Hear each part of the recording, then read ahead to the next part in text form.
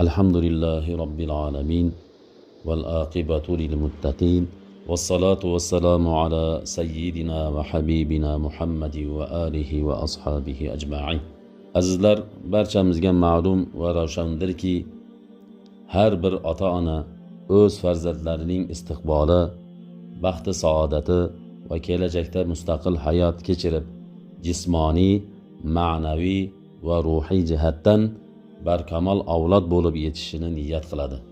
Mana shu maqsadlarga yetishishda muqaddas islom dinining tom ma'nodagi ulug'vor ta'limotiga amal qilish muhim ahamiyatga egadir. Islom dinimizda bolalarni hali go'daklik chog'ida go'zal axloq va odobga o'rgatib borish tavsiya etiladi. Imom Buxoriy rahmatullohi alayh rivoyat qilgan hadisda shunday deyiladi. Umar ibn Abu Salama raziyallohu anhu aytadilar: Men Rasululloh sallallohu alayhi vasallamning qaramog'ida yosh bola edim. Ovqat vaqtida qo'limni tovoqning hamma yeriga uzatar edim. Shunda payg'ambarimiz sallallohu alayhi vasallam menga: "Ey bolakay, avval bismillohni ayt, so'ngra o'ng qo'ling bilan o'zingni oldingdan olib yegin" deb o'rgatdilar. Shundan beri o'shanday ovqatlanadigan bo'ldim. Dinimizda yoshlarni asosan rostgo'ylik, va'daga vafo, omonatdorlik, kattaga hurmat, kichikka izzat, o'zgalarga mehr oqibatli bo'lish kabi fazilatlar sohibi qilib voyaga yetkazishga katta ahamiyat qaratiladi.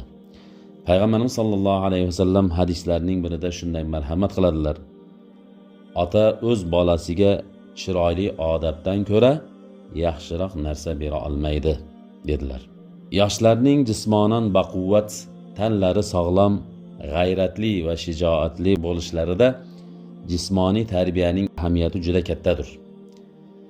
Islom dini ta'limotida jismoniy tarbiya tushunchasi zamiriga nafaqat badan tarbiya mashqlari bilan shug'ullanish, balki inson salomatligi uchun zarur bo'lgan barcha omillarga rioya qilish, ayni paytda salomatlik uchun zararli, balki hayot uchun xavfli bo'lgan illatlardan saqlanish nazarda tutiladi.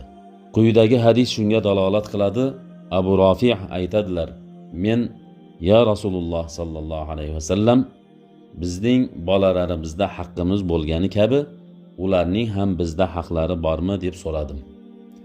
Shunda payg'ambarimiz sallallohu alayhi vasallam: Ha, bolaning otadagi haqqi unga yozishni, suzishni, kamondan otishni o'rgatmoqligi hamda halol va pokiza narsalar berib tarbiyalamoqligi dedilar. Dinimiz ta'limotida yoshlarni aqlan tarbiya qilish ham muhim masala sanaladi. Bunda ularni manfaatli ilm sohibi qilib tarbiyalash, fikriy va ilmiy jihatdan yetuk inson qilib kamolga yetkazish nazarda tutiladi. Islom dinida ilm deganda diniy ham dunyoviy ilmlar tushuniladi. Diniy ilm insonning ruhiy hayoti, uning e'tiqodiga oid bo'lib, oxirati uchun zarur bo'lsa, dunyoviy ilm uning jismoniy hayoti, dunyo obodligi uchun zarurdir. Shuning uchun ham hadisi sharifda sizlarning eng yaxshingiz bu dunyosini deb oxiratini unutmagan, oxiratini deb bu dunyosini unutmagan va o'zgalarga malol keltiruvchi bo'lmaganingizdir deyilgandir.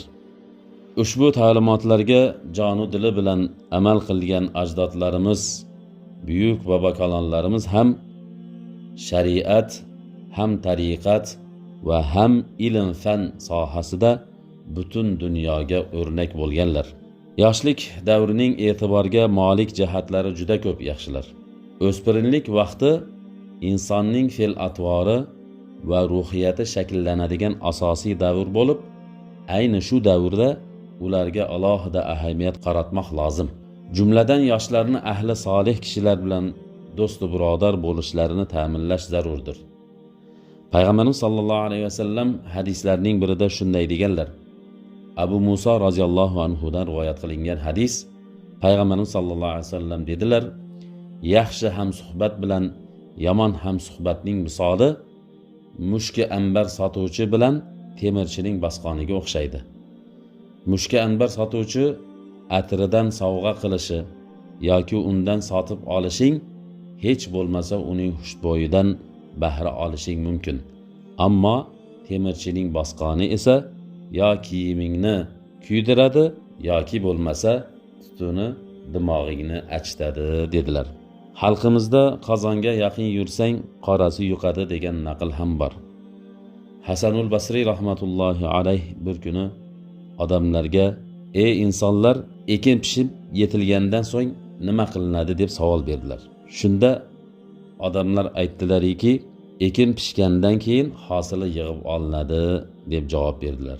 Shunda Hasanul Basriy rahmatullohi alayh shuni bilinglarki, gohida ekin pishib yetilmasidan oldin unga ofat, kasallik yetishi va uni nobud qilishi ham mumkin deb yoshlar tarbiyasiga e'tiborli bo'lishga, kishining yoshlik davrini qanday o'tkazishi uning kelajakda kim bo'lib yetishishida muhim o'rin tutishiga ishora qildilar. Yoshlik davri qalbning musaffoligini saqlash, uni iymon va ilm ma'rifat nuri bilan to'ldirish uchun eng qulay fursatdir. Azizlar, mana shu fursatdan unumli foydalanishlikni Alloh taolo barchalarimizga muyassar aylasin. Va oxiri davana anil hamdulillahi robbil alamin.